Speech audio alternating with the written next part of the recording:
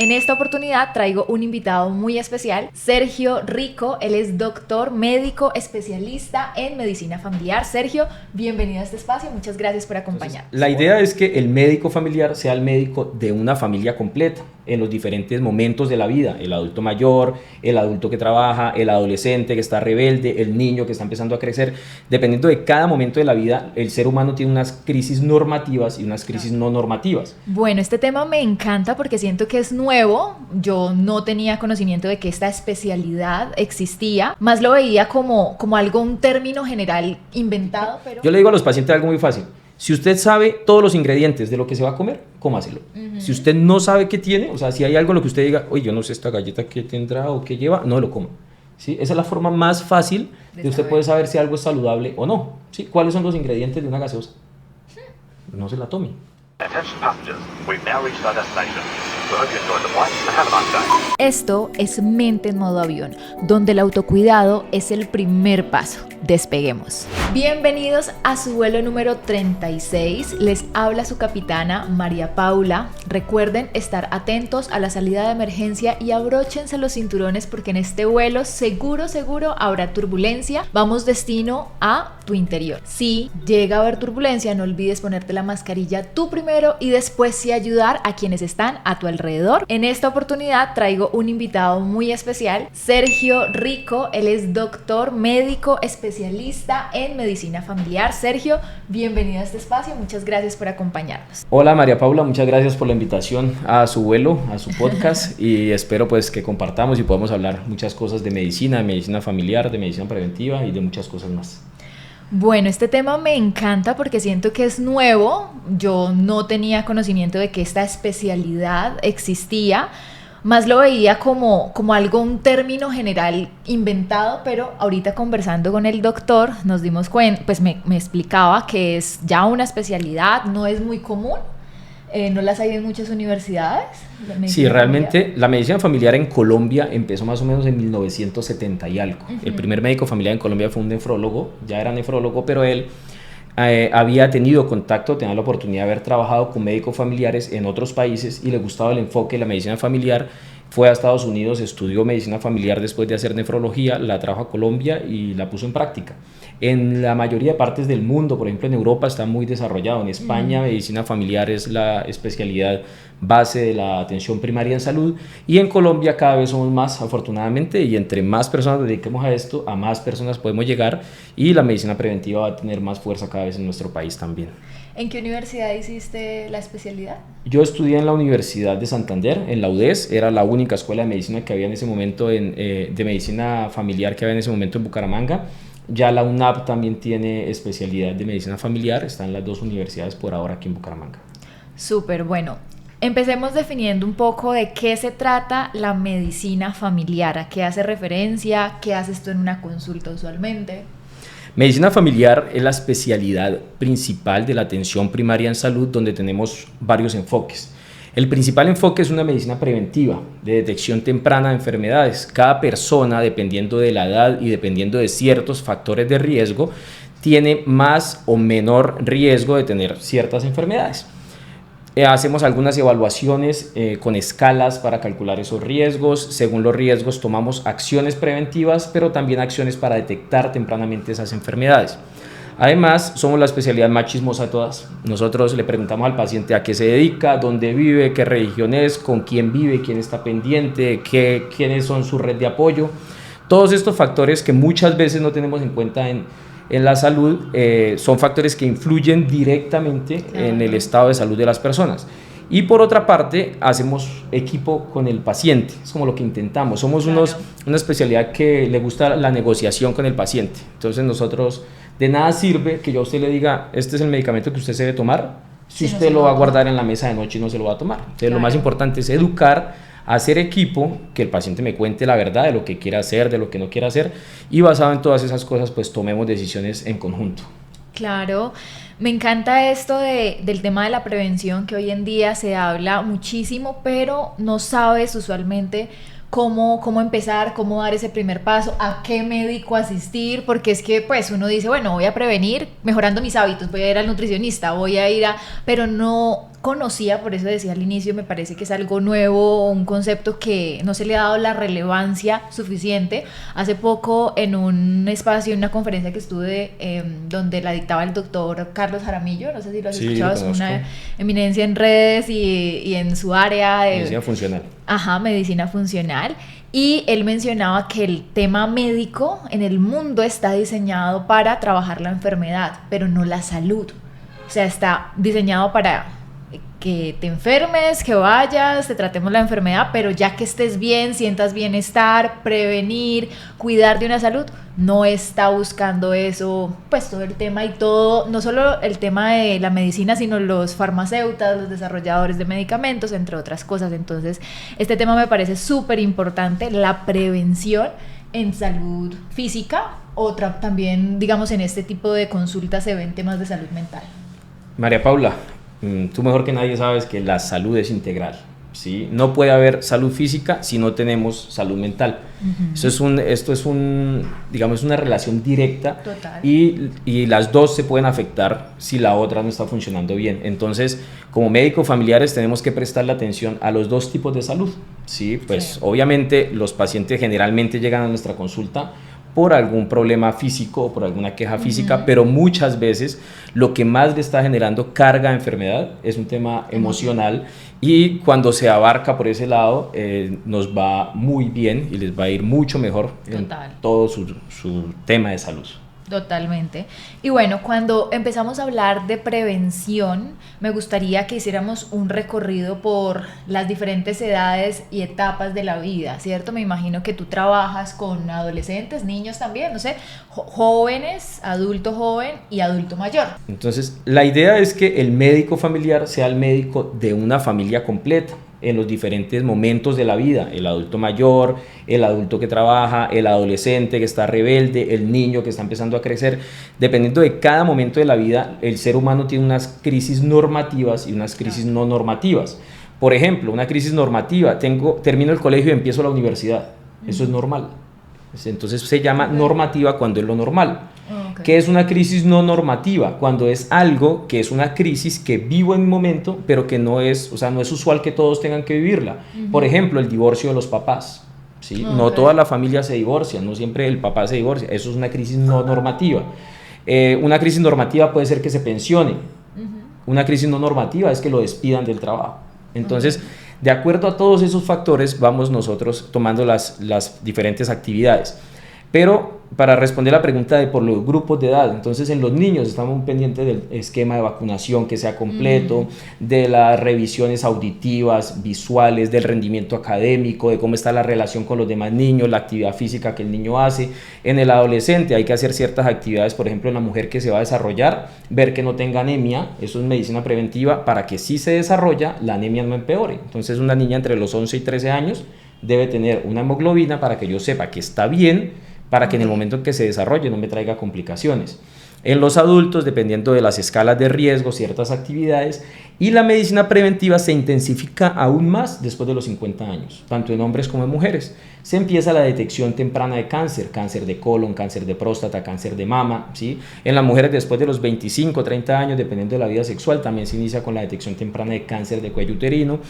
Se hacen diferentes escalas también para medir el riesgo, por ejemplo, de consumo patológico de alcohol, consumo patológico de sustancias psicoactivas, riesgo de depresión, alteraciones del sueño, ¿sí? Entonces todo eso hace parte de medicina familiar y del abordaje integral que queremos hacer en todas las personas. Súper, me encanta. Y bueno, hablando de ese tema de la prevención, la herencia que traemos de nuestros padres, abuelos, a nivel de salud física, mental, de todas las existentes, ¿cuáles son esas enfermedades que tienen un porcentaje más alto de ser heredadas? Es decir, me imagino que igual siempre habrá un riesgo si un familiar tiene cierta enfermedad, pero deben haber algunas que tengan un porcentaje más elevado, no sé, por ejemplo el tema de hipertensión, yo he escuchado que es muy elevado. No sé. Generalmente no hablamos tanto de, digamos que lo heredado es lo que yo le paso a mis hijos, ¿sí? Eso es lo que les heredo.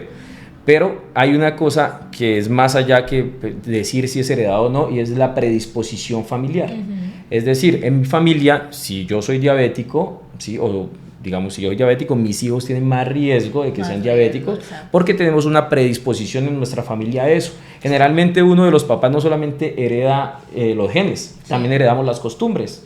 Heredamos la lonchera. Exacto. ¿Sí? Si mi papá me enseñó que tomaba gaseosa con un roscón de arequipe, Ajá, pues yo heredamos los hábitos. Exacto. Entonces, eso es lo que enferma más que la parte genética. Entonces, si yo estoy heredando las malas costumbres, si mi papá o mi mamá fumaba y a los 11 años, que es lo que dicen los pacientes, no, doctor, ¿usted a qué edad empezó a fumar? No, a los 11 años mi papá me mandaba que le prendiera el cigarrillo y ahí empecé a fumar. ¿Sí? Entonces está heredando no algo por componente genético, sino por malos hábitos enseñados por los padres. Uy, ese tema a mí me parece esencial porque siento que es lo que más se hereda lo que más genera predisposición, y en absolutamente todo hay 1000 estudios que nos dicen y nos siguen resaltando eso. Lo que los padres hacen, los hijos lo replican, y por eso tienen enfermedades similares más de que sea algo genético. Quisiera también que nos fuéramos a esas enfermedades que a veces uno no encuentra por qué o cuál es esa explicación de que en mi familia siga existiendo este tipo de situaciones. Ejemplo, un cáncer de mama. ¿Qué puede hacer que en una familia haya esa predisposición de cáncer de mama si acá, creo yo, no influyen tanto los hábitos o algunos tipos de cáncer? Hay diferentes tipos de cáncer que pues uno no, bueno, quién sabe qué hiciste, pero algo pasó.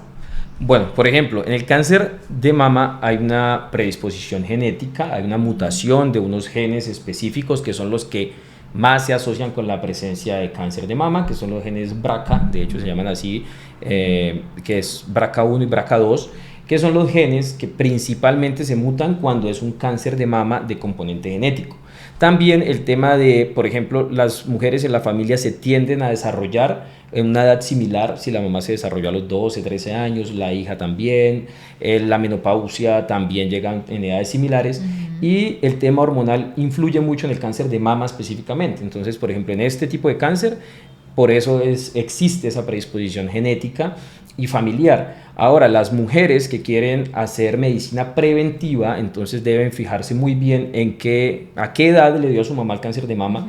Las que tienen más riesgo de que sea un componente genético es cuando a la mamá o a la familiar, porque puede ser una tía, una prima, le dio antes de los 50 años, aumenta mucho más el riesgo de que sea un componente genético, y su prevención debe empezar desde antes de los 50, idealmente desde 10 años antes de la edad en que le dio el cáncer a la familiar.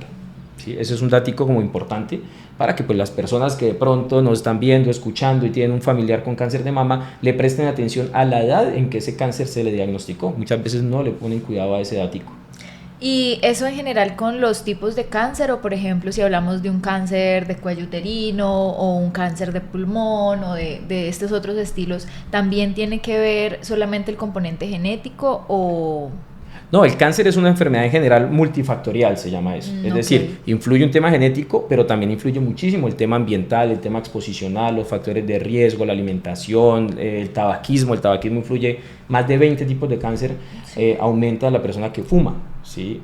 Entonces, todo eso influye, pero lo que más influye, si me preguntan si es más genético o más de hábitos, es más de hábitos. ¿Sí? El cáncer es más de hábitos. ¿Qué hábitos deberíamos eliminar? Bueno, ya el tabaco. El tabaquismo. Porque 20 tipos de cáncer, auxilio. Más o menos. Entonces, ¿qué otros hábitos deberíamos eliminar para hacer prevención de esto? De cáncer. De cáncer. Específicamente. En el cáncer de cérvix, relaciones sexuales responsables, el uso de métodos de preservativos. En las personas que están iniciando vida sexual, siempre tener en cuenta que el método principal de protección es el condón. Es un método de barrera que disminuye no solamente los embarazos, sino que también disminuye las infecciones de transmisión sexual y la infección por el papiloma humano, que es lo que más se asocia a cáncer de cérvix. Para cáncer del tracto digestivo en general, reducir la ingesta de alcohol también es súper importante. Reducir la ingesta de alimentos ultraprocesados, paquetes, colorantes, todos los alimentos todos los paquetes de color, principalmente amarillo, pero casi que todos, pero los amarillos tienen componentes que se han asociado en gran medida al aumento de cáncer, y los alimentos azucarados en general. El azúcar produce inflamación y el cáncer no es otra cosa que un estado inflamatorio crónico que no cicatriza. Normalmente nosotros nos podemos inflamar y desinflamar. Esto es como una reproducción de células que se inflamó tanto que sigue reproduciéndose y ya no tiene vuelta atrás. Uy, ahorita se habla mucho, está de moda este término de la inflamación, dietas antiinflamatorias, desinflámate, no es que estés pesada, es que estás hinchada o estás inflamada, se habla un montón de no sé si porque se está hablando de otras formas de cuidarnos o porque pues, las cosas se ponen también de moda en determinado momento, Totalmente. ¿no? Es súper vital entender. ¿Y cómo hacemos para saber cuándo nos estamos inflamando por X o Y alimento, o hay algún estudio donde se pueda revisar ese tipo de predisposición? No, realmente que yo diga, bueno, con este estudio voy a saber si lo que como, no, básicamente es que comer es fácil. De hecho es como mi eslogan, es hagamos que ser saludable sea fácil. O sea, de nada sirve que vaya uno al médico y que el médico le ponga todo el libro de la Harrison, que es un libro de medicina interna de 2 tomos así de grande, entonces voy a ponerlo en práctica en esta familia. No, realmente es las cosas sencillas, ¿sí? La gente hoy, por ejemplo, dice, no coma arroz porque es que el arroz lo infla. Bueno, pero el arroz es un alimento natural, es un cereal que nos aporta cosas buenas a la alimentación, ¿sí? Es mejor que quite el paquete, que quite la galletica. Yo le digo a los pacientes algo muy fácil. Si usted sabe todos los ingredientes de lo que se va a comer, cómaselo. Si usted no sabe qué tiene, o sea, si hay algo en lo que usted diga, oye, yo no sé esta galleta qué tendrá o qué lleva, no lo coma. ¿Sí? Esa es la forma más fácil de usted poder saber si algo es saludable o no. ¿Sí? ¿Cuáles son los ingredientes de una gaseosa? No se la tome. No me la tomo. ¿Sí? ¿Cuáles son los componentes del agua? Agua, hidrógeno y oxígeno. Ya, yo sé qué es lo que tiene, no tiene nada más.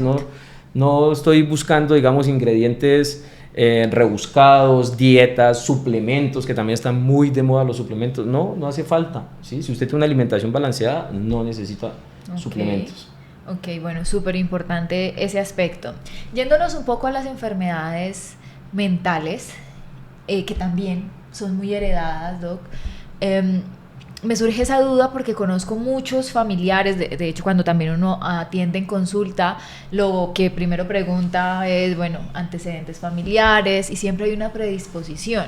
¿Cuáles son esas enfermedades a nivel de salud mental que tienen mayor predisposición de ser heredadas? Porque, no sé, conozco por ejemplo de esquizofrenia, trastorno de esquizofrenia, puede ser muy fácil heredar, trastornos de la personalidad, bipolaridad, depresión también es uno de los trastornos que más se suelen heredar. Pero hay, por ejemplo, la depresión es un trastorno que también se desarrolla a partir de hábitos o de o de conductas no muy adaptativas, pero un trastorno de esquizofrenia, por ejemplo, este es un trastorno que pues tampoco se tiene mucha certeza más allá del tema genético del por qué alguien puede desarrollar esta enfermedad. Sí, realmente, digamos, en el tema de la salud mental también hay ciertos hábitos o sea, bueno, sí, hay un componente genético, pero hay ciertos hábitos familiares que se siguen.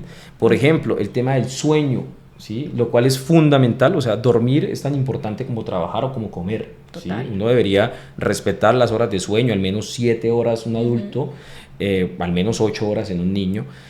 Y, por ejemplo, una familia que está acostumbrada siempre, todos se acuestan tarde viendo televisión, todos tienen que madrugar, el tiempo de sueño no es suficiente, la falta de sueño se asocia también con enfermedades mentales, pues no solo esquizofrenia, no necesariamente esquizofrenia, sino depresión, ansiedad. Entonces, todos estos factores, tanto genéticos como medioambientales, pueden aumentar el riesgo de ciertas enfermedades. En la esquizofrenia no tengo claro realmente qué factores ambientales no genéticos me pueden influir en esa enfermedad. Sin embargo, sí hemos visto o sí se ve en la práctica clínica que tengo un tío, algún familiar con enfermedad mental de base, ¿sí? Debe tener un componente genético en algunas mutaciones. Lo que pasa es que eso desde el punto de vista clínico o práctico no se hace, o sea, no se mira cuál es el gen que le está. Eso se deja o se reserva más que todo para estudios científicos donde se está abordando la enfermedad como tal. Ahora nos vamos hacia una edad más avanzada, más allá de los 50. Ahorita mencionabas que se es más propenso a tener un cáncer o algún tipo de enfermedad. De hecho, hay enfermedades que se dan por edad como la demencia senil, algún tipo de enfermedades también de salud mental o salud física. Cuéntanos un poco a esta edad qué podemos hacer para empezar a trabajar todo este componente de la prevención. Algunos adultos me imagino que pensarán como, pues ya lo que fue, ya lo que hice, y empieza esa edad también aparte a nivel de emocional como de resignación, de bueno, lo que me pase tendrá que pasarme, y es como un poco orientar qué se puede hacer cuando tenemos familiares o alguna persona mayor que esté escuchando este podcast. Bueno, aquí digamos que esto me gustaría abordarlo en 3 partes. Lo primero, en nuestra edad, ¿qué se puede hacer? 1, un estilo de vida saludable, es decir, alimentación balanceada, hacer ejercicio. O sea, el ejercicio es fundamental para alteraciones cognitivas en la adultez mayor, para reducir el riesgo de fracturas, para tener más masa muscular cuando envejecemos, que eso se ha demostrado que tiene muchos beneficios a nivel de independencia, a nivel de muchas cosas. Todo el mundo quiere envejecer saludable, pero nadie quiere trabajar ahorita para envejecer saludable. Entonces es muy importante empezar a prevenir ahorita. Lo segundo, las personas mayores que dicen ya lo que fue, yo ya no puedo hacer nada. Me pasa muy frecuentemente en consulta, yo ese medicamento no me lo tomo porque igual que de algo me tengo que morir, igual el día que me toque me toca. Ajá. Bueno, esos términos yo siempre les digo, lo de menos es morirse. Lo más fácil en la vida es morirse. Yo me muero, para los que son católicos le hacen una misa, para los que no son católicos le darán un culto y ya se murió y se fue, chao, chao, ¿sí? El problema es que sea una complicación que no lo lleve a la muerte. Me explico.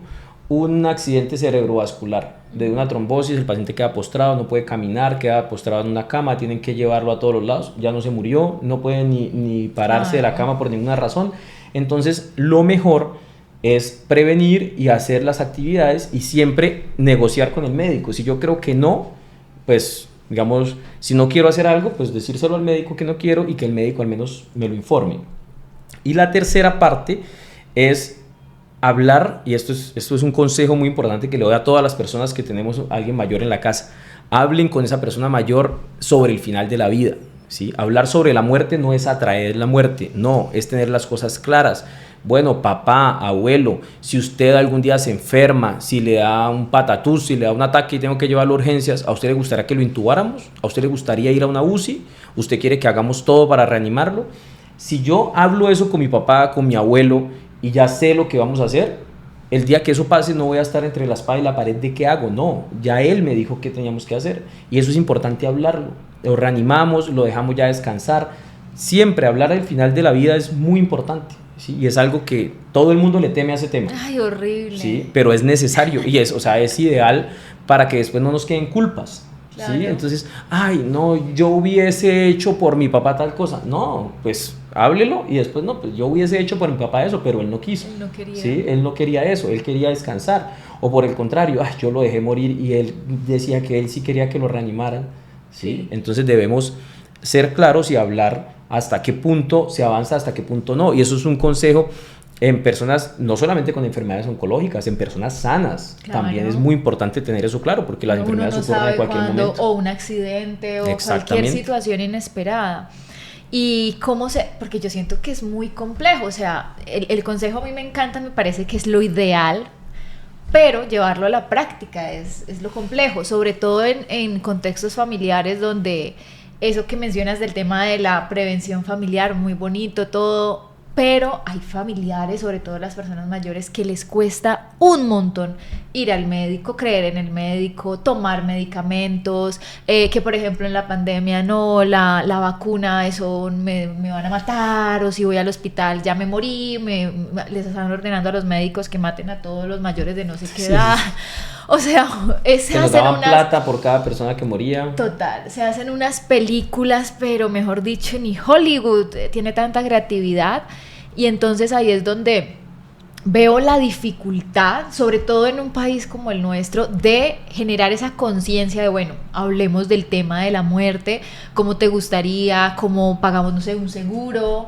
Y es como, o las respuestas, ¿no? Los familiares, ya está pensando que me va a morir, tranquilo, que yo no sé qué. O sea, como que sí. Es como, te lo estoy diciendo va mal, y no porque quiero que conversemos esto, porque es una realidad que en algún momento pasará, no porque ya quiero que pase.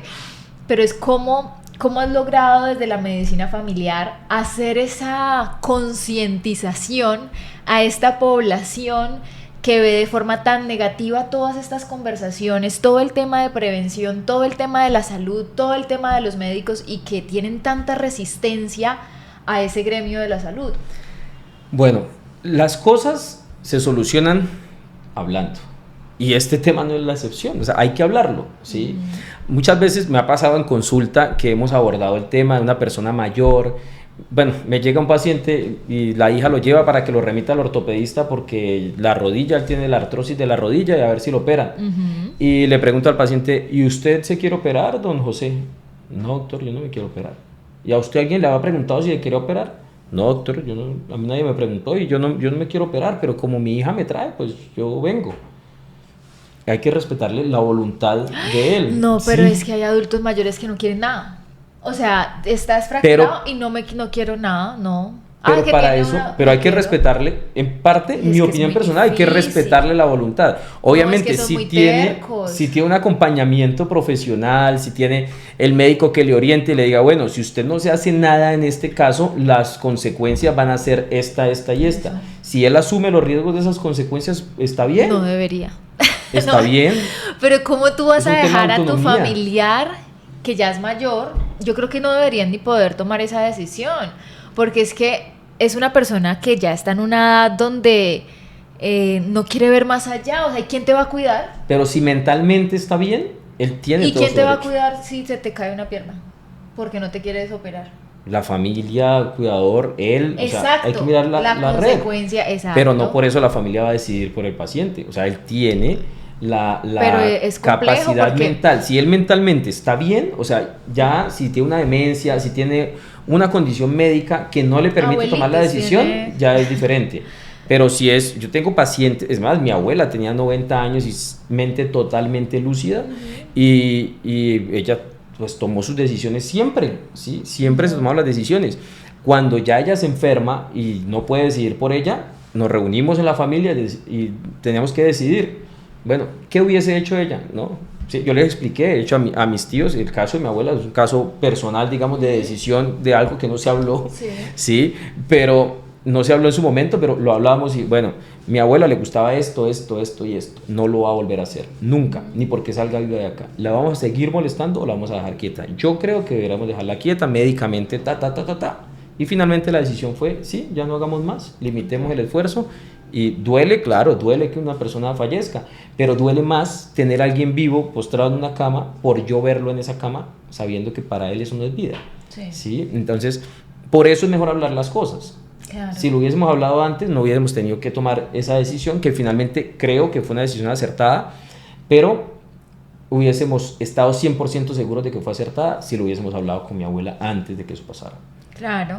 El problema es que cómo iba a tomar tu abuela esa conversación cuando se tienen esas Sí, predisposiciones. sí, pero debió hacerse, o sea, Claro, debió hacerse intentarse. y siempre con el acompañamiento profesional, digamos, algún psicólogo de la familia, el médico de la familia, que en este caso, pues digamos, en medicina familiar, eso es lo que buscamos, ser el médico de la familia. Yo he tenido casos en que la hija sale llorando de mi consulta y el señor sale feliz porque por fin alguien le habló algo que él quería hablar y que nunca nadie le había preguntado en la casa. ¿Sí? Y eso es muy importante. Sí.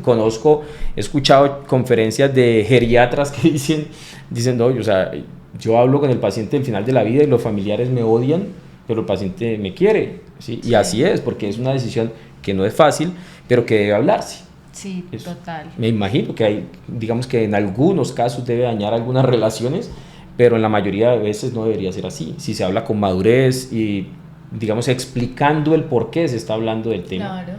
Y el acompañamiento profesional pues sería una gran ayuda en ese caso. Totalmente. Pasemos ahora a conversar sobre uno de los síntomas de la actualidad, que es el estrés. Sí. Quisiera que de pronto desde este punto de vista de medicina familiar nos contaras cómo impacta a las familias o a las diferentes edades el manejo, gestión del estrés, que pues puede dar no solo enfermedades psicológicas como ansiedad, depresión, entre otras, sino también físicas y pues no sé, sociales, porque pues altera todo tu entorno cuando no se es gestionado o cuando lleva mucho tiempo sintiendo altas cargas de estrés. El estrés, digamos que hace parte normal del día a día de las personas, pero lo que usted dice es la clave, hay que gestionar el estrés, hay que aprender a manejarlo y en muchos casos utilizarlo como un aliado más que como un enemigo. Entonces debo aprender a canalizar. La forma más importante, digamos, de aprender a canalizar el estrés es el acompañamiento profesional desde el punto de vista de la psicología. Me parece que es un papel fundamental. En medicina familiar también tendemos a hacer mucho manejo interdisciplinario, digamos, con las demás especialidades, porque todas las personas en salud tenemos un granito de arena que le aportamos a la salud de la persona, ¿cierto? Claro. En la gestión del estrés, creo que los más expertos en el afrontamiento, en las medidas preventivas y en el buen uso del estrés, porque nadie va a poder evitar el estrés, pero sí saber enfocarlo, es el tema de la psicología. Dentro de las enfermedades, pues muchas enfermedades se asocian con el estrés, físicas y mentales, y por eso es que se realiza este tipo de abordaje interdisciplinario. Muchas veces un paciente con diabetes o con hipertensión no entiende por qué lo estoy remitiendo al psicólogo, ¿sí? Entonces, doctor, pero es que usted me acaba de decir que soy diabético, ¿y por qué me remite al psicólogo?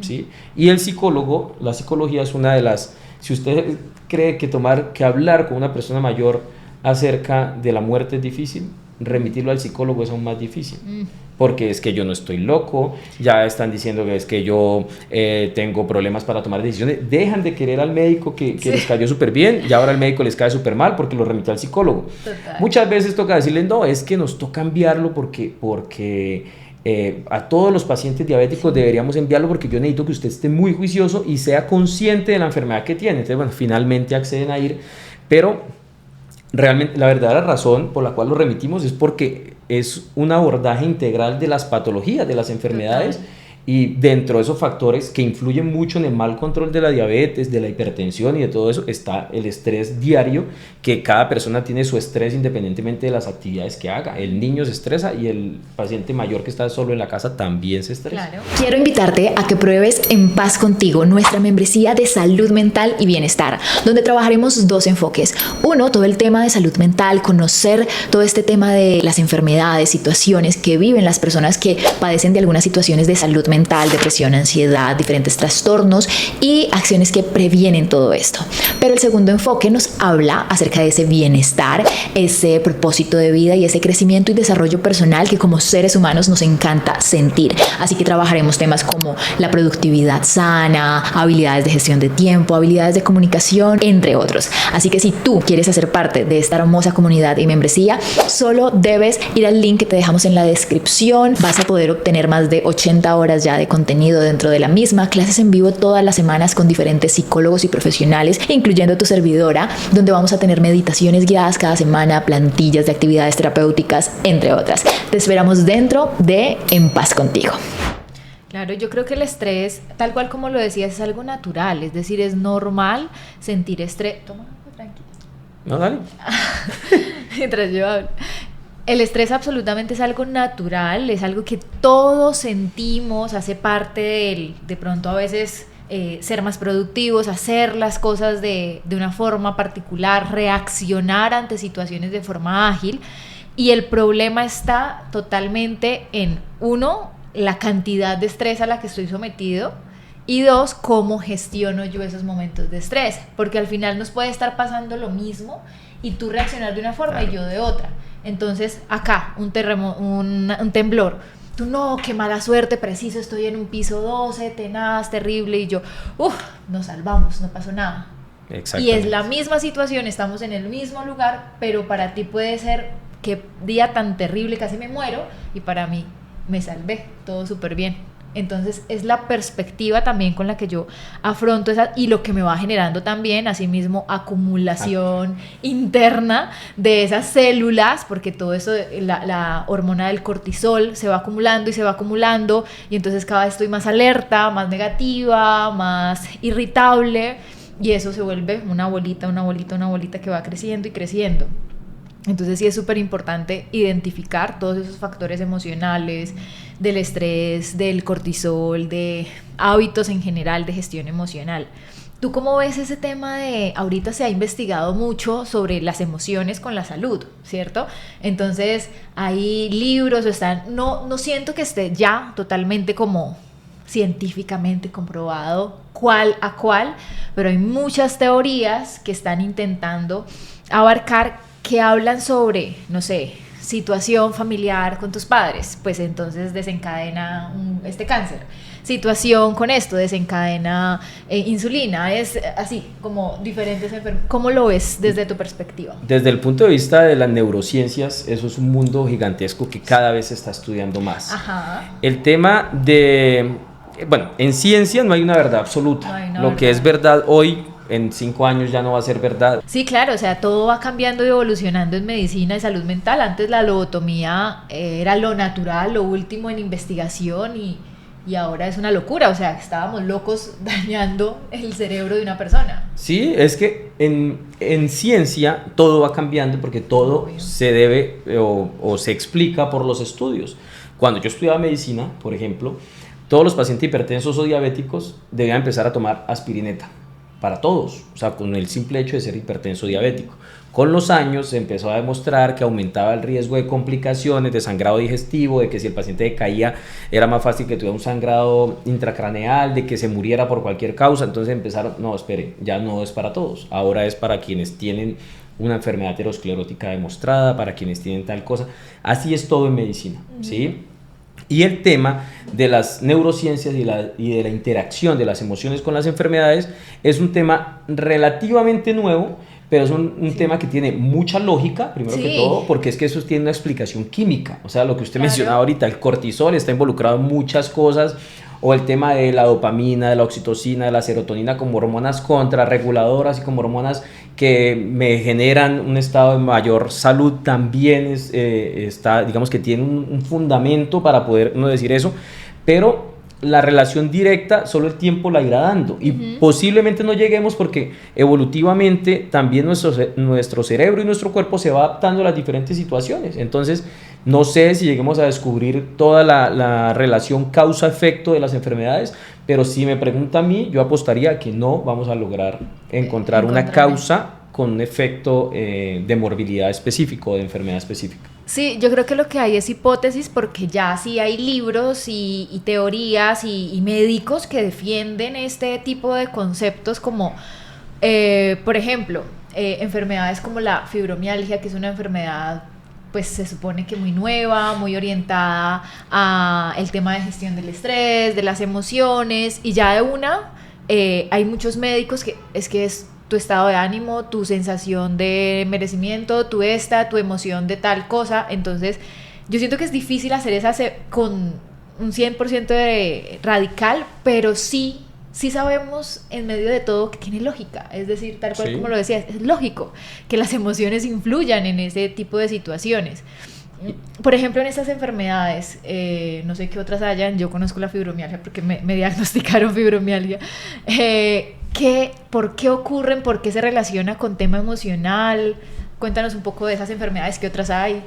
Bueno, desde el tema emocional, digamos, manifestaciones orgánicas que yo vea, la fibromialgia es una de ellas, el síndrome intestino irritable también tiene una relación muy directa con el tema de las emociones, incluso la hipertensión arterial, digamos que también influye en muchas cosas, y bueno, de hecho la fibromialgia es una de las enfermedades que a mí más me gusta, me apasiona porque yo siento que las personas con fibromialgia digamos que no han encontrado, no tienen cabida como en un sitio específico. Ay, no. Sí, entonces no tiene un especialista específico, ¿sí? Anteriormente los veía el reumatólogo, pero el reumatólogo realmente... El fisiatra.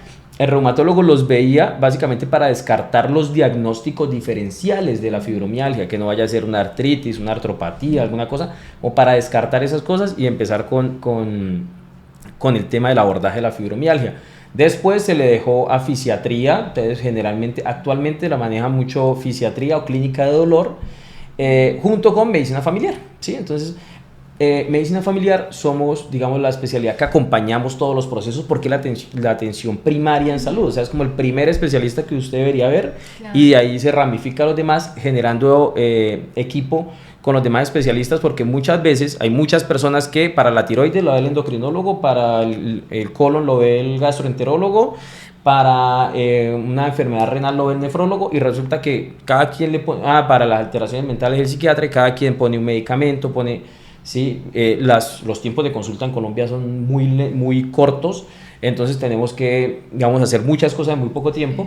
y a veces esa medicina integrativa la terminamos haciendo desde el punto de vista de medicina familiar. Entonces la fibromialgia me apasiona y uno de los abordajes principales de la fibromialgia, que es algo que es llamativo, la fibromialgia, el principal abordaje es eduque al paciente sobre la enfermedad. Edúquelo y reevalúelo. Eso está hecho en un algoritmo de la... ¿Cómo así reevalúelo? Pues la fibromialgia tiene muchos síntomas, problemas de sueño, problemas de la articulación temporomandibular, alteraciones del estado de ánimo, dolor, que es como el principal. Sí. Entonces, cuando el paciente entiende la enfermedad, encuentra explicación a muchas cosas de las que está sintiendo, y después empieza a decir, entonces este dolor era por tal cosa, entonces, y aprende a manejar el dolor, aprende a manejar los síntomas digestivos. Entonces, cuando usted reevalúa al paciente, o sea, vuelve y lo ve, ahí sí, bueno, explíqueme cuál es su síntoma predominante hoy, qué es lo que más siente. No, doctor, yo que estoy, es más como deprimido, es más el tema emocional, más... Ya usted enfoca el tratamiento para eso, no de entrada ponerle 10 o 15 medicamentos, sí, o muchos exámenes, o muchas cosas a un paciente que de pronto, si el paciente entiende mal la enfermedad, no hay que ponerle una pastilla para cada síntoma, sino que globalmente el paciente entiende su enfermedad y como que el mismo cerebro y la misma persona va seleccionando los síntomas que más están interfiriendo con su calidad de vida, y por ahí se empieza el abordaje. Sí, a mí en realidad lo único que me dijo el doctor es no se estrese tanto.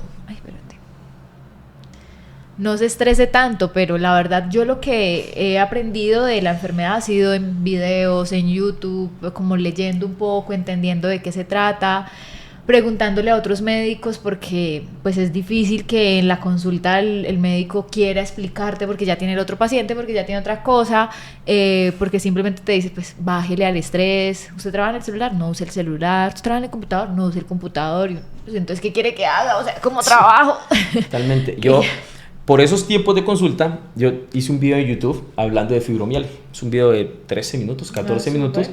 Y yo a veces a los pacientes, vea, yo creo que usted tiene esto, vamos a hacer unos exámenes para descartar otras cosas, pero mientras tanto, veas este video, ¿sí? Y es llamativo porque a veces generalmente es una enfermedad que da más que todas las mujeres, ¿no? Por cada 8 mujeres con fibromialgia, o sea, por cada hombre hay 8 mujeres con fibromialgia. Entonces las pacientes llegan y, doctor, esa soy yo, la del video, tal cual, todo eso. Imagínense que yo no le había contado que también me duele aquí adelante del oído, como donde usted dice que la articulación, que tal cosa. Empiezan a salir incluso síntomas que no los había mencionado en la consulta anterior. Entonces es interesante porque, pues, como los tiempos son tan reducidos, hay que intentar optimizar. Claro. Y pues el uso de redes sociales y el uso de herramientas como los canales de YouTube, pues nos permite llevar información en el tiempo que el paciente tenga libre, en la noche, cuando ya está acostado, en lugar de estar viendo TikTok, pues se puede ver el video de YouTube.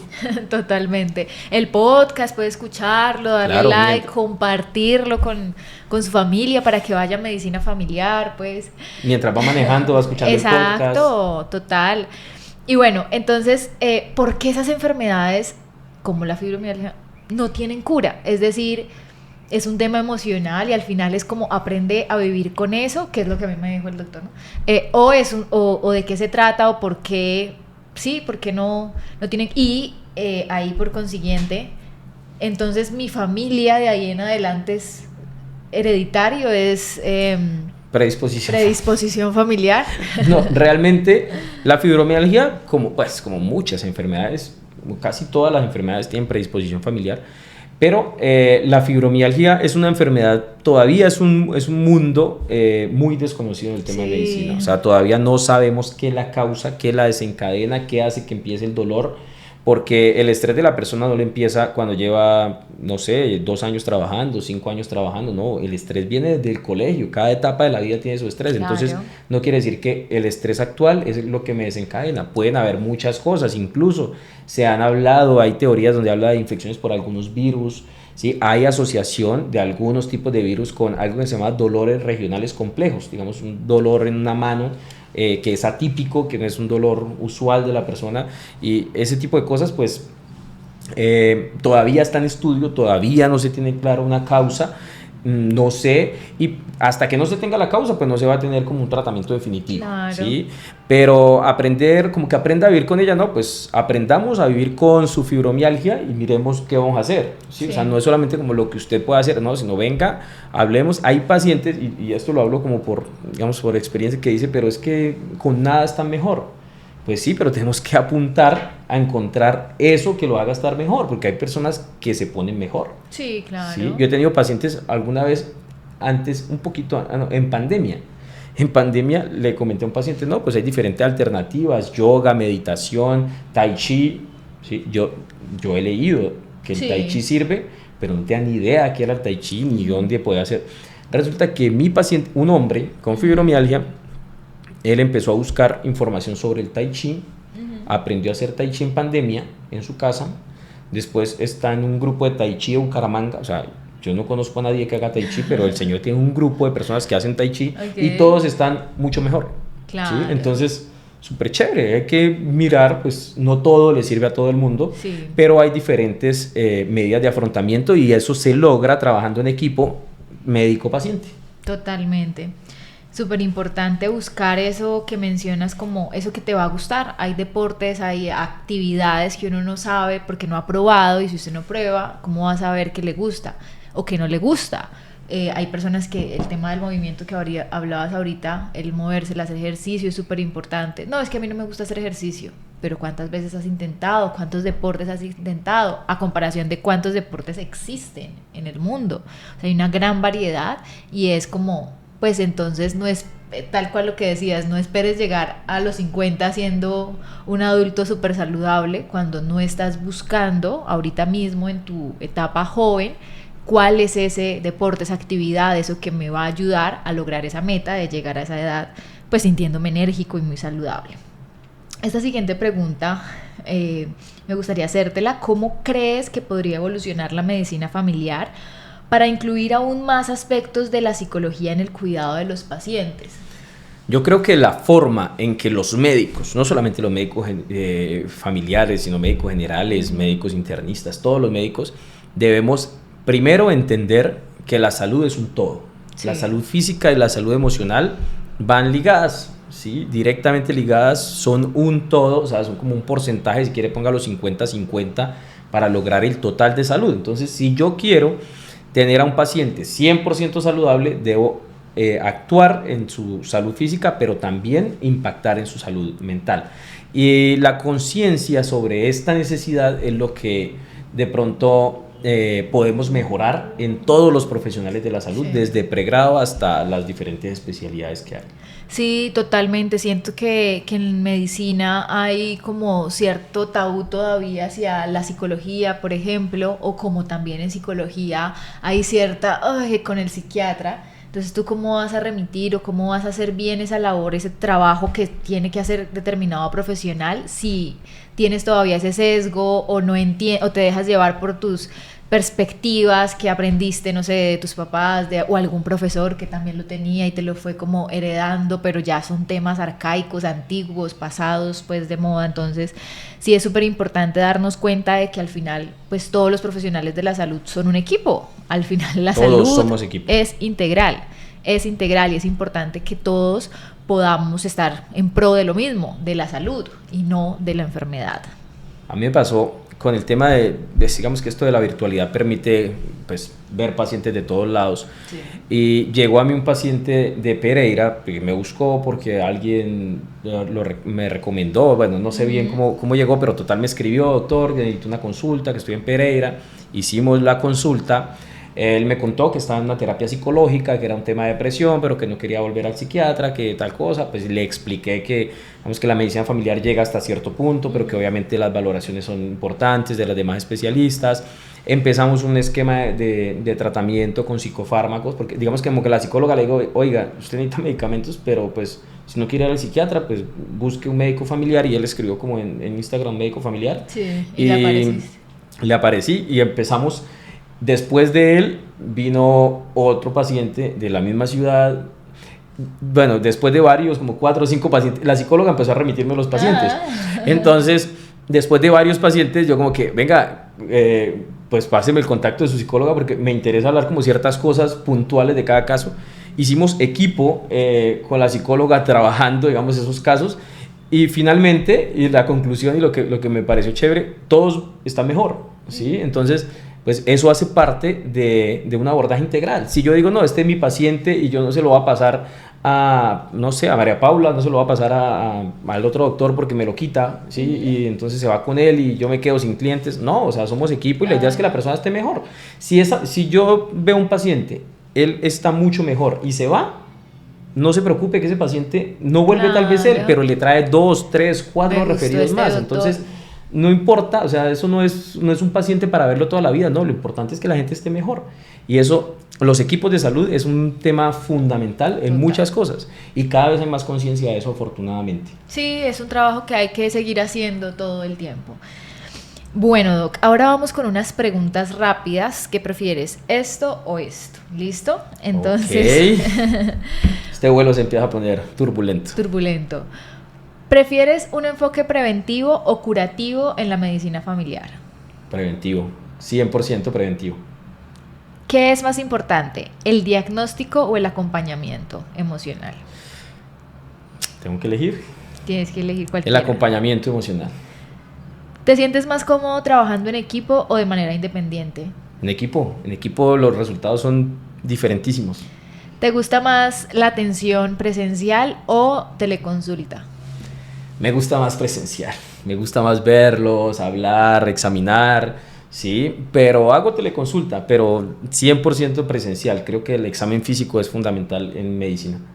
¿Qué resulta más desafiante, síntomas físicos o emocionales? Los emocionales son más difíciles porque nadie los entiende y hay que estudiar más. En cambio, los físicos muchas veces el diagnóstico es más fácil. Uh-huh. ¿Te interesa más la promoción de hábitos saludables o el manejo de las enfermedades? Los hábitos llevan a la salud. Súper. Ahora vamos con otra pregunta, esta sí ya puedes ampliarla un poco más. Okay. Es el kit de viaje. Esta ya es más temas personales para conocerte. ¿Cuál sería tu kit de viaje de la vida? Entonces, no sé, por ejemplo, tu libro favorito, tu mascota, una canción, ese kitcito, eso que llevas en tu mochila que te pueda acompañar en el viaje de la vida. Cosas, objetos. Lo que tú quieras. O personas. Lo que tú quieras. No, definitivamente en mi kit de vida tendrían que estar mi esposa y mis hijas. Sí, son fundamentales y espero que todo mi viaje me acompañen. De libros, tal vez elegiría un libro que fue un regalo especial de un amigo que se llama El Médico. Es un libro muy, muy interesante, muy chévere.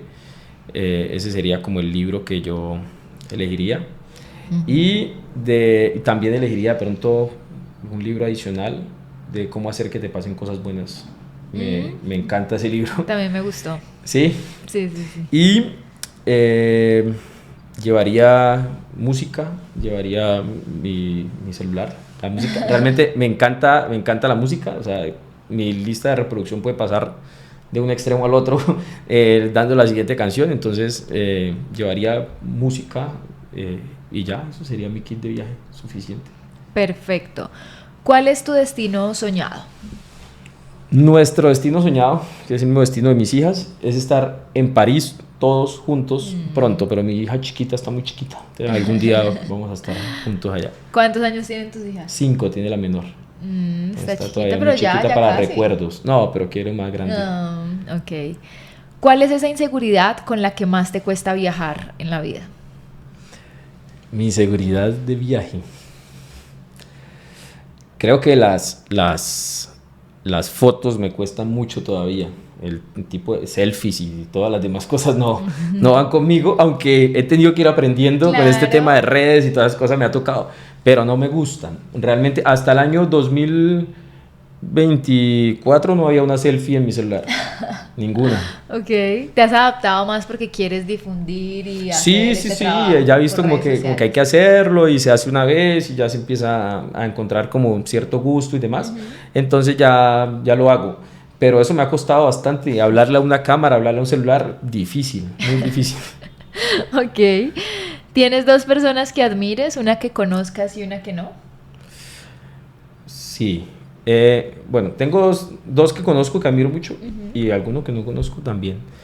Que admire mucho a mi papá. Mi papá es una persona que admiro muchísimo. Es una persona que ha sabido salir adelante, hacer muchas cosas por su conocimiento, por su ímpetu, por su trabajo. Es muy metódico, yo creo que más de la cuenta, pero le funciona. Entonces me parece que es una gran persona y lo admiro mucho. Desde el punto de vista familiar, mi papá. Y desde el punto de vista profesional, existe un médico que me parece el médico más integral que yo conozco, se llama Giovanni Beltrán, es reumatólogo pediatra de aquí de Bucaramanga, es el único reumatólogo pediatra que tenemos en Santander y en varios departamentos de la redonda. Él es muy buen médico, o sea, es el mejor médico que conozco desde el punto de vista de medicina física, pero también en el tema espiritual, en el tema emocional, o sea, es una persona muy completa, deportista, o sea, hace muchas cosas y la verdad lo admiro un montón. Es como mi papá en el tema de medicina, o sea, en tema médico somos muy amigos. Y alguien que no conozca, Nicolás Vujicic, que se llama, el predicador australiano, que no tiene brazos ni piernas, es un conferencista durísimo, habla muy bien de temas, motiva al más desmotivado que usted conozca. O sea, realmente es un orador muy bueno y me parece... ¿Dónde lo conociste? ¿En YouTube? O? Sí, en redes sociales, en YouTube.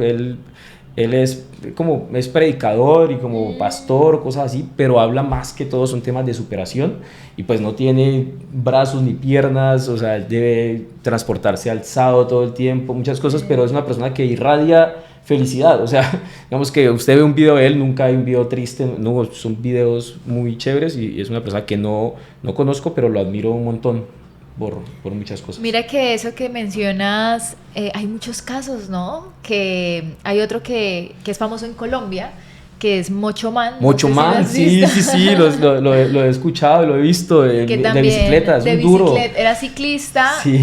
Ahora es ciclista paralímpico, no sé qué, sí, bueno, sí. Está, y es conferencista, sí, y tiene una familia, tiene la esposa, perdió sus brazos, sus extremidades era soldado. En una bomba que le explotó creo que en la puerta de la casa de la mamá, algo así. Exacto. Y él perdió sus brazos y es una historia buenísima también. Buenísima. O sea, él dice que él sintió que necesitaba aprender a tomar café solo. Ajá. Y empezó tomando café, empezó marcando un celular y ya hoy en día hace casi todo solo. Ajá, sí, y hace conferencias y motiva a los demás como vean la vida desde otra perspectiva. Mucho más lo he escuchado. Sí, y es como ver eso, ¿para qué te tiene la vida? O sea, si él no vive esa experiencia, posiblemente no estaría motivando o incentivando a tantas personas porque pues no tendría una dificultad para sentir ese llamado de cómo le hablo a las personas, cómo hago esto, y sería pues público en general, ¿no? Entonces sí. A veces esas experiencias también difíciles forjan un cambio en tu vida increíble, como les pasó a estas dos personas que... Y es ver la oportunidad, ¿sí? Ver la oportunidad en algo que se ve adverso, ¿sí? O sea, es realmente, como dice el dicho, si del cielo te caen limones, aprende a hacer limonadas. Ellos, o sea, con lo que tienen, de hecho, el caso de Mocho más es más difícil porque él ya creció, corrió, todas las demás cosas, y de un momento a otro pierde todas sus extremidades, y tiene que aprender así, y pues su propósito de vida era ese, y lo está haciendo a la perfección, lleva ese mensaje a muchas personas, y pues realmente son ejemplos, los dos son ejemplos motivadores 100%. Total, me encanta. Bueno, tip de salud mental más importante para ti. Dormir bien. Sí, tan importante. Dormir bien es el tip más importante. La gente no lo entiende. La gente piensa que es bobada. Los adolescentes, los jóvenes en la universidad. Yo me acuerdo que uno decía, trasnoché toda la noche. Ay, qué cool me siento. Qué orgullo. Qué orgullo. Sí, yo también, de hecho. Yo lo hice hasta en mi especialización también. O sea, cuando estaba estudiando la especialización también, 1, 2 de la mañana. A mí me pasó, yo estuve hospitalizado, tuve una lesión desmielinizante a nivel cerebral, y esa lesión desmielinizante me generaba algunos síntomas, incluyendo síntomas oculares. Okay. Y mi sensor de que debía irme a dormir era porque estaba trabajando en Excel o estaba trabajando en una presentación para la especialización y empezaba a ver, eso se llama discromatopsias, es decir, cambio de color. Entonces lo verde lo veía amarillo, lo amarillo lo empezaba a ver azul, me cambiaba, era como mi señal de alerta: apague el computador y acuéstese. Desde ahí ya creé como una rutina de sueño. Entonces generalmente me acuesto, y eso es muy importante porque dormir 8 horas no es lo mismo que usted las duerma de 6 de la mañana a 12 del mediodía a que usted las duerma de 10 de la noche, de 9 a 10 de la noche a 5 o 6 de la mañana. Estamos hablando de un tema del ciclo circadiano de las hormonas, de la liberación de diferentes hormonas que nos indica que el cuerpo humano está hecho para trabajar de día y para dormir de noche. Totalmente. Importantísimo el tema del ciclo circadiano. ¿Por qué, Doc? ¿Por qué esto existe? Pues digo, eso es un tema evolutivo, o sea, eso es desde siempre. El ser humano está hecho para comer de día, para trabajar de día, para correr de día, para hacer todas las actividades de día y en la noche descansar. Hay un tema, por ejemplo, en el cortisol se activa y se aumenta y nos tiene alerta en la mañana. El cortisol en la noche está en los menores niveles del día para permitirnos el descanso y volver a activarse el día siguiente. Entonces, si mi sueño está contrario al cortisol y a las demás, porque no solamente el cortisol, estamos hablando de muchas cosas, la adrenalina, las demás hormonas, neurotransmisores, todo eso influye en el día a día. Entonces, si yo estoy despierto cuando debería estar durmiendo, cuando mi corazón está configurado para descansar, mi cerebro también, pues voy a ver limitado en ciertas cosas y esto me puede afectar la salud, no hoy, no mañana. Estamos hablando a largo plazo, 10 años, 50 años. Total, súper importante, duerman bien, duerman bien. Por último, Doc, ¿en algún momento has hecho lo contrario a ponerte la mascarilla tú primero y después sí ayudar a otros? Muchas veces, yo creo que eso es muy común. Me ha pasado en el punto de vista personal, en el familiar e incluso en el profesional también. O sea, yo he dejado de comer o de dormir por ir a hacer cosas por otras personas que, bueno, no estoy 100% seguro de que no esté adecuado, de pronto no haya sido adecuado en ese momento, pero sin lugar a duda, primero debo estar bien yo para después poder ayudar, porque si yo no estoy al 100%, pues de pronto no pueda ayudar tampoco en un 20 o un 30%. Entonces, primero debo estar yo y después sí empezar a ayudar a los demás. Totalmente. Doc, y me acordé, ahorita el Doc me trajo una bolsita de café. El café es algo que muchas personas piensan que es malo, otras que es bueno, hay un debate ahí. Usted que es cultivador de café, tiene una empresa de café que ahorita nos la dice para que también conozcamos de ese emprendimiento tan bonito. Cuéntenos, ¿el café es bueno o no para la salud? El café es buenísimo. No, pues de verdad. Consuman todos los días. Consuman todos los días rico café. No, nosotros somos un emprendimiento de café. Nuestro café es cultivado en Toledo y la Bateca Norte de Santander. Se llama Rico Café, es una empresa familiar con mis papás. La finca es de mis papás. Con mi esposa empezamos en pandemia. De hecho, empezamos pues nosotros traíamos bolsas de café y la vendíamos, digamos, a conocidos y demás. Y cuando llegó pandemia nos quedamos encerrados y teníamos las bolsas ahí quietas, no había quien venderle. Yo podía salir afortunadamente porque por ser médico pues podíamos movernos, pero pues, no era como tan fácil. Claro.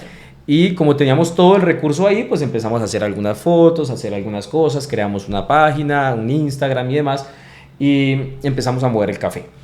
Pero en cuanto al tema de salud, también hay un artículo muy bueno, digamos del año 2019, ya es un poco viejito, digamos 6 años en temas de ciencias, son ya un poco viejito, se llama Café, Cafeína y Salud, es muy bueno, y la recomendación que da ese artículo puntualmente es 3 a 5 tazas de café al día. Da o ofrece los beneficios saludables del café, principalmente beneficios antioxidantes, beneficios de salud mental. O sea, se ha demostrado que en esa cantidad de dosis de café es seguro, primero que todo es seguro, segundo no tendría mayor contraindicación a menos de que sea una persona muy sensible a la cafeína, que le genere problemas de sueño, que lo esté tomando al final del día, o que tenga de pronto alguna enfermedad cardíaca, y que ese tema de las enfermedades cardíacas y el café cada vez está también más revaluado, generalmente es con dosis muy altas de café, algunas arritmias o cosas así, pero son muy puntuales y ya cada médico debería, digamos que quitarle el café a cada caso en particular, pero para la mayoría de población, para todos los que están escuchando el podcast, no tienen contraindicación para tomar el café, pero el café se toma sin azúcar, sin miel y sin panela, ¿sí? O sea, solo el cafecito, agua y café. Un buen café. Porque el problema es endulzarlo. Exactamente, que ahí estás poniéndole azúcar, que es lo que mencionabas hace un rato. Totalmente. De que te va generando otras enfermedades. Pues si yo me tomo 5 tintos al día y a los 5 le 2 pongo cucharadas. 5 cucharadas de azúcar, ya estoy pasándome la dosis de azúcar y después Obvio. pregunta, doctor, ¿y yo por qué no bajo de peso? Yo solo tomo cafecito. Doctor, pero es que yo por qué soy diabético si yo no como dulce. No, pues se está tomando 5 tintos con panela, ¿sí? Y uno que otro pancito en algunos de esos tintos, pues ahí está gran parte de la explicación. Exactamente, así que bueno, a probar café de calidad como el del doctor para que vayan y conozcan ese café de la Mesa de los Santos. No, de Toledo y la Bateca Toledo, Norte de Santander. Toledo. Perfecto, Doc, pues me encantó todo lo que conversamos hoy. Muchísimas gracias por el espacio. Espero que a ustedes también les haya sido muy provechoso. Recuerden que pueden calificarnos con 5 estrellas, compartirlo, comentar para saber qué temas les está gustando, qué temas quisieran ver por aquí. Y Doc, despídete. Bueno, muchas gracias por la invitación. Muchas gracias también a todos los pasajeros que están hasta este momento del vuelo. Y realmente, pues espero que los consejos hayan servido. Y dato importante, siempre trabajen la salud física y la salud mental, que las dos van de la mano. Súper importante. Así que bueno, nos vemos en un próximo vuelo. Hasta luego.